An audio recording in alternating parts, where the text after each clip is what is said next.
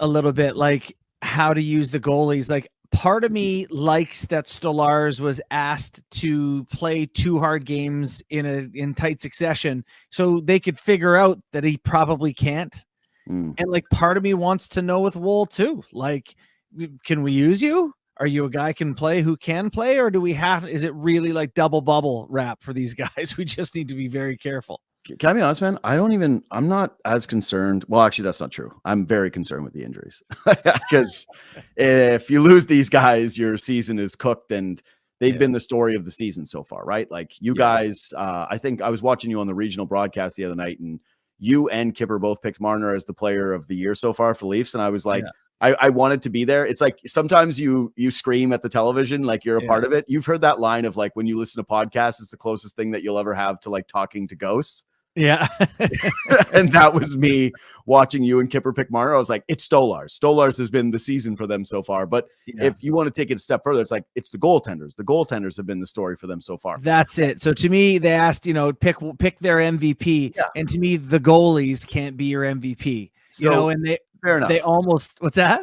I said, fair enough. Like I understood the logic. I still think it was Stolarz. But where I was going with this is like, I'm afraid of the injuries, but I also am more, again, not more concerned, but equally concerned with the idea that 2 guys that have never had even a 45 game workload, right? Like a half season workload start to wear down as the season goes on. Like you've always heard in the term, obviously sophomore slump, you hear about, rookie players hitting the rookie wall. And that's because they're not used to what it is in terms of the wear and tear of a season. It's a lot.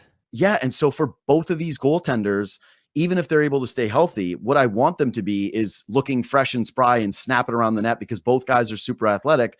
And I want to be able to see them use that size and athleticism when the games count the most. There's 51 games or 50 games left or something in that window, I think. Yep. How many games does a goalie not name Stolarz or Wall play of the remaining? Have they played 29? Is that right? So what's that leave them? Oh, God. 50, are they only at 29? God. 53? This is a depressing question to me because I love doing the show, but it is such a weight. And so for you to be like, hey, you've only done 29 of them. I'm like, no. It has to be. Okay, that was 30.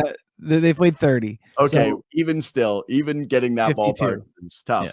Yeah. I would say still I'm standing on my belief that Matt Murray will get a game or 2 at some point this season. Like, I think that it has been somewhat implied organizationally that he will get an opportunity. And so, I think Hildeby is up purely because of the injury or the tweak that happened to Matt Murray, and that Murray at some point will get a look, and that these guys are not going to maintain their health the entire way through. So I'll set it 20 of 53.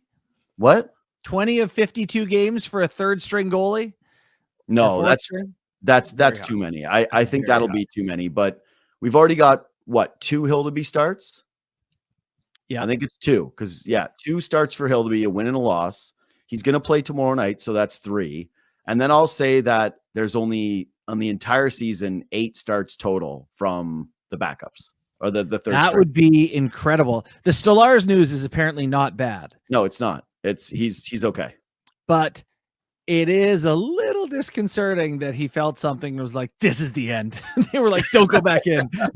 Well, again, when you score 2 goals a night and you're like, you're not winning the expected goals for with regularity, you're leaning on your goaltending. Like that's what this team's identity is. They're turning into the Boston Bruins. Matthews is going to get better. They're going to trade for a third line center. There's more from Domi still to come. Their offense is going to be okay, but they're probably the 10th best offense and not the 5th best. I thought I was going to will Domi into a big point to tie the game when he was on the ice late. I was just thinking before his shift, this would be a monumental moment for Max Domi to come through and make a play. Yeah. And he came out on the ice and I went, here we go. This is it. He actually got possession of the puck and then nothing happened. And it just bounced out of the zone. I went, it's your season so far. That should be a stat for the year. Just continue. Nothing happened touches. The nothing happened again. The nothing happened again. Connor Dewar almost shot one in tonight. Yeah, I was going to say, we got to go over the cross check, whether or not this is a suspension, because Dewar ate a cross check right to the face. And that was up there in like, what are you doing moments from the year. What was this? I don't really know. Like, but when I look at it from that angle, I'm like, that's got to be games. Well, you think of Domi Matthews on Darlene. Yeah. You know, is kind of like maybe it's not quite that, but it reminds me of like a guy who isn't often a tough guy, like Berggren. It's like, you know, you're not experienced in like, what do you do here? And just like, I don't think it's true, but it said that baby scorpions, like, or little ones, when they release their venom, they can't like do a little bit of it. It's just like all they have the first time or two. And it's like Berggren. It's like the first time he ever tried to be a tough guy. He was like, murder? We do murder, right? First button is murder.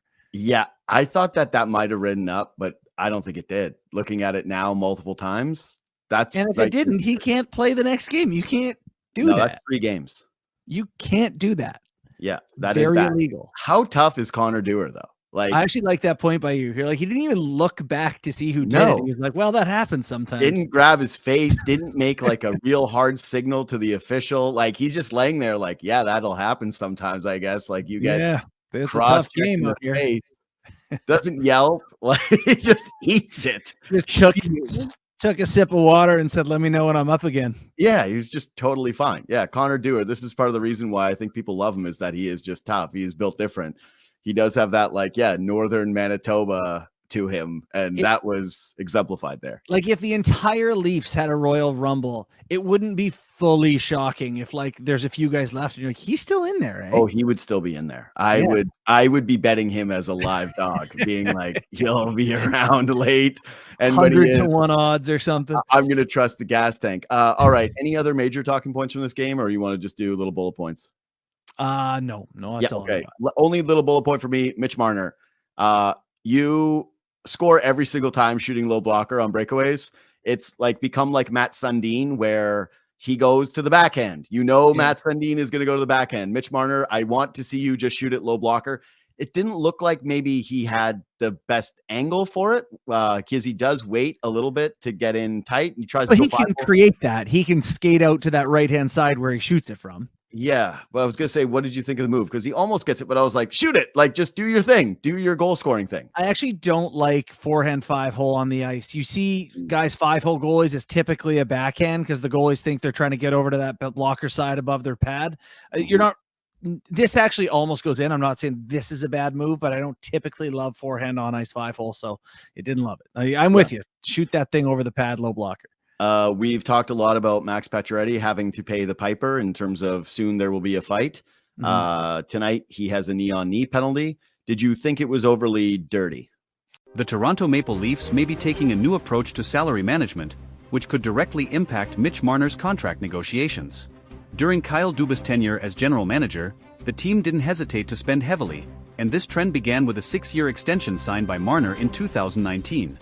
At the time, Marner's $10.9 million annual cap hit set the market for superstar wingers, surpassing comparable players like Mikko Rantanen of the Colorado Avalanche, who signed a 6-year deal with a $9.25 million annual cap hit. Now, however, times seem to be changing.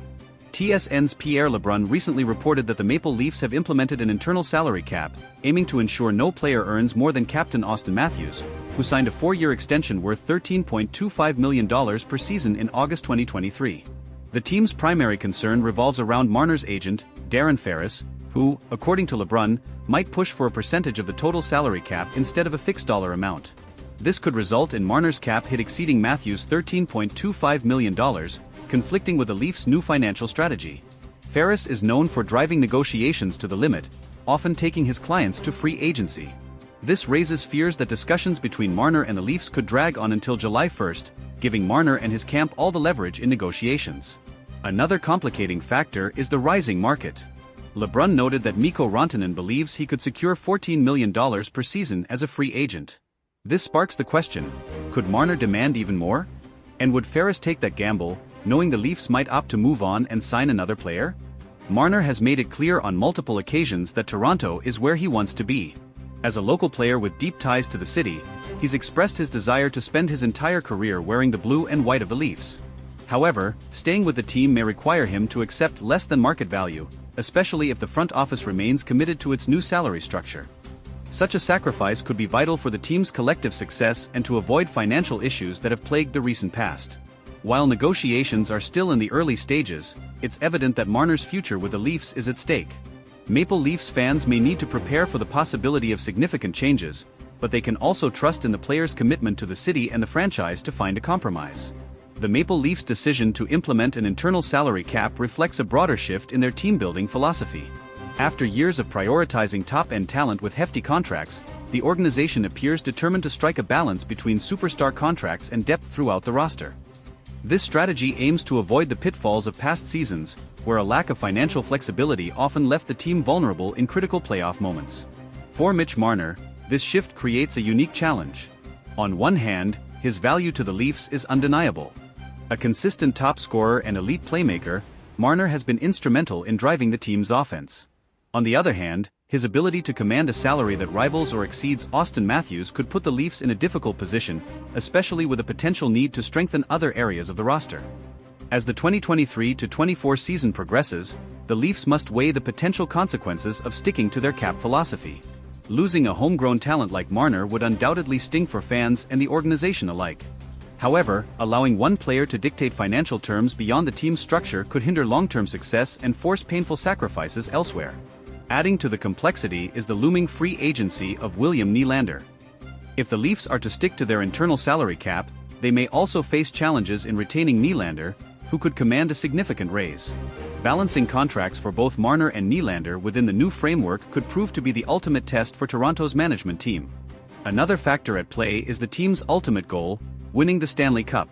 While star players like Marner and Matthews are crucial, history has shown that depth and balanced rosters often prevail in the postseason. If the Leafs fail to manage their finances effectively, they risk falling short of building a championship-caliber team, even with elite talent. For Marner, the decision to stay with the Leafs might come down to more than just dollars. His connection to the city, the fans, and his teammates could be deciding factors. If he prioritizes legacy and loyalty over maximizing earnings, there's a strong possibility that he'll work with the team to find a deal that benefits both parties. Negotiations will also test Darren Ferris, known for his hardline tactics in securing lucrative deals for his clients. While pushing for top dollar is expected, Ferris may need to weigh the risks of alienating the Leafs management and fanbase. A prolonged stalemate could damage Marner's relationship with the team and its supporters. The Leafs management, led by General Manager Brad Treliving, faces a pivotal moment. Treliving's reputation as a negotiator and team builder will be on full display as he navigates this high-stakes scenario. Striking the right balance could solidify his tenure in Toronto, while a misstep might set the team back for years. For Maple Leafs fans, the coming months will be filled with anticipation and uncertainty. Marner's future, along with the team's ability to stay competitive under financial constraints, will likely dominate conversations as the season unfolds. Supporters can only hope that the team's new approach leads to greater playoff success and, ultimately, the elusive championship. In the end, the outcome of these negotiations could redefine the Maple Leafs' identity for years to come. Whether it results in retaining Marner or reshaping the roster, the team's commitment to an internal salary cap signals a clear focus on long-term sustainability. Fans will be watching closely, hoping for a resolution that keeps the team's core intact and their championship dreams alive. As the negotiations with Mitch Marner progress, another layer of complexity is added by the external competition in the NHL market. Teams with more cap space and fewer restrictions could easily present lucrative offers to Marner if he reaches free agency. The Leafs are not only negotiating with Marner but also indirectly competing with other franchises willing to outbid them for his services. One example of this is Mikko Rantanen, whose potential $14 million value on the open market highlights the growing demand for elite wingers. If Rantanen secures such a deal, it could set a precedent that Marner's camp would use as leverage. The Leafs, however, must remain disciplined, as breaking their internal salary cap for Marner could lead to similar demands from other key players down the line. The looming specter of free agency means the Leafs have a limited window to strike a deal. If negotiations drag on into the off-season, the leverage shifts heavily in favor of Marner and his agent. Darren Ferris, known for his strategic patience, could use this to push for maximum value, putting even greater pressure on the Leafs management to make a decision.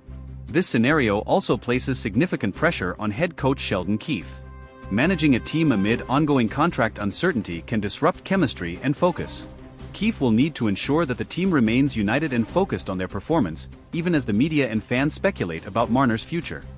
Meanwhile, the Leafs core group, including Austin Matthews, Morgan Rielly, and John Tavares, will likely play a role in influencing Marner's decision.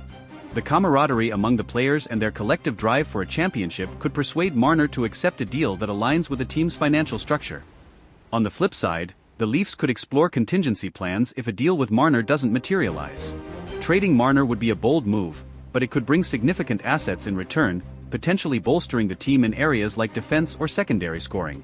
This option, while unpopular with fans, might be necessary to maintain roster balance. The timing of these decisions is also critical. With the trade deadline months away, the Leafs must assess whether keeping Marner without an extension risks losing him for nothing in free agency. A preemptive trade could avoid this scenario, but it would also signal a significant shift in the team's short-term goals. Fan sentiment will undoubtedly influence the team's approach. Marner is not just an exceptional player, he's a fan favorite and a symbol of homegrown talent succeeding in Toronto. Losing him could lead to backlash, especially if the team struggles in the aftermath of his departure. The broader NHL landscape also plays a role. As other teams navigate their own salary cap challenges, the Leafs can learn from their successes and failures. Organizations like the Tampa Bay Lightning and Vegas Golden Knights have shown the value of balancing star power with depth, offering a potential blueprint for Toronto's future.